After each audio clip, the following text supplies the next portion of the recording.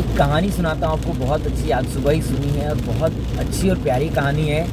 होता क्या है कि एक बार एक लड़की एक मेडिकल शॉप में जाती है, दवा की दुकान पे जाती है और बहुत भीड़ थी, लोग बिज़ी थे,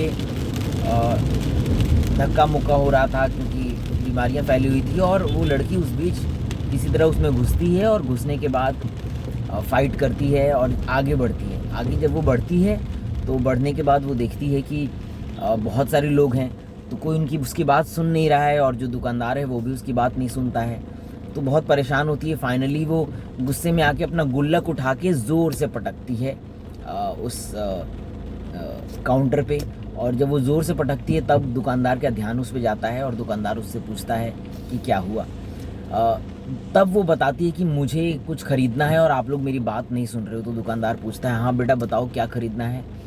सारे लोग उसको देख रहे होते हैं कि क्या हो गया, इस लड़की को इतनी इमरजेंसी हो गई कि ये घर से अकेले आई है और गुल्लक से ख़रीद रही है कुछ सामान।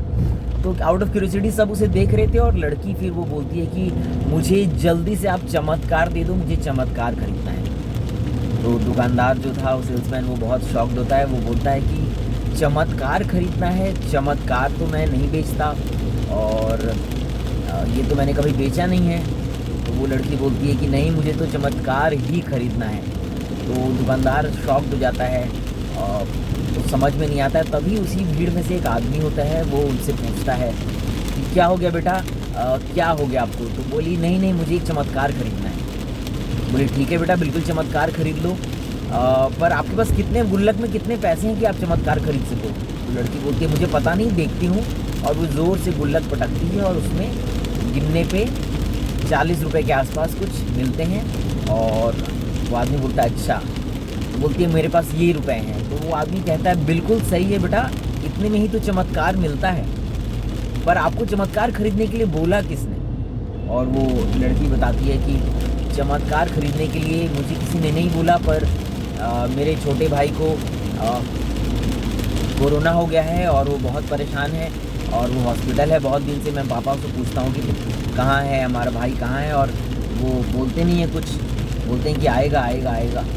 और कल शाम को मैंने सुना पापा मम्मी बात कर रहे थे और पापा ने कहा कि ना ऑक्सीजन मिल रहा है, ना दवाई मिल रही है, ना इंजेक्शन मिल रहा है, बहुत बुरी हालत है।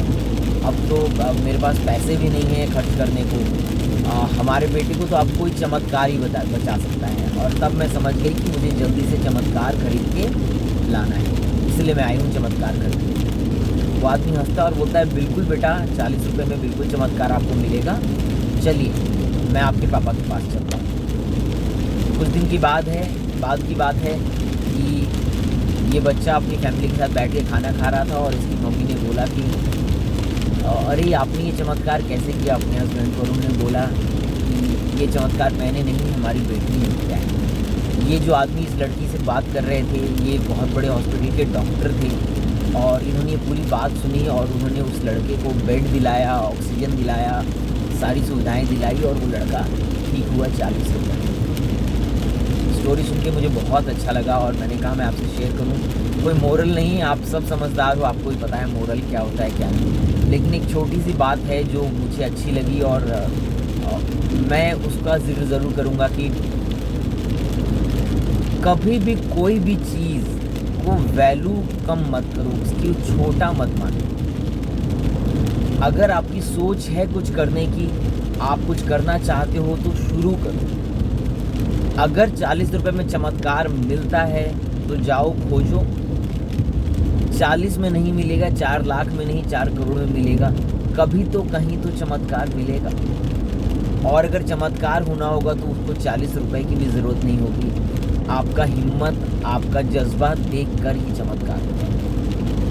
तो मैं बार बार आपसे यही बोलूँगा कि ये कहानी बहुत ही अच्छा एक संदेश देती है कि कभी अपने बच्चे को, आसपास के लोगों को, ऑफिस में, स्कूल में अगर आप टीचर हैं, रोकिए मत कुछ सोचने से, कुछ बड़ा करने से। छोटी से छोटी सोच से लोग, बच्चे, आदमी कहीं से कहीं पहुंच सकते हैं। कुछ करना चाहते हैं, आज ही शुरुआत कीजिए और जब करने का सोचिएगा तो याद रखिएगा, किसी ने सही कहा है कि आसमां में भी छेद हो सकता है, एक पत्थर तो तबीयत से उछालो यार। बाय।